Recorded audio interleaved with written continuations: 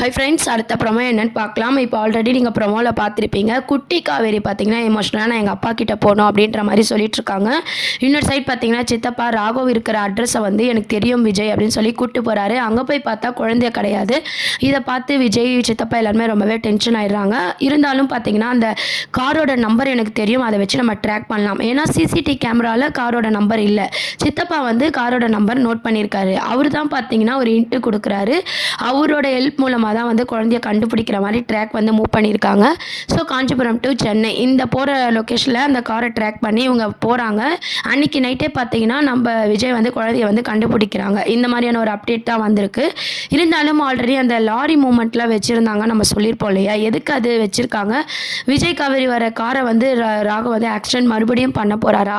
அதுலேருந்து நம்ம விஜய் காவேரி எல்லாரும் வந்து தப்பிச்சதுக்கு அப்புறம் தான் பார்த்தீங்கன்னா குட்டி காவேரியை வந்து காப்பாற்றுற மாதிரி கொண்டு வர போகிறாங்களா அப்படின்றதெல்லாம் வெயிட் பண்ணி பார்க்க வேண்டியது இருக்குது. இருந்தாலும் காவேரி கடத்தல் ஒரு 2 எபிசோட்லேயே வந்து முடிக்கிறாங்க. ஸோ அது வந்து ஃபேன்ஸ் எல்லாருக்குமே பயங்கர சந்தோஷமாக இருக்கும். விஜயோட mass fight scene and emotional சீனோட அடுத்த வாரத்துக்கான ப்ரொமோ வந்து மூவ் ஆக போகுது.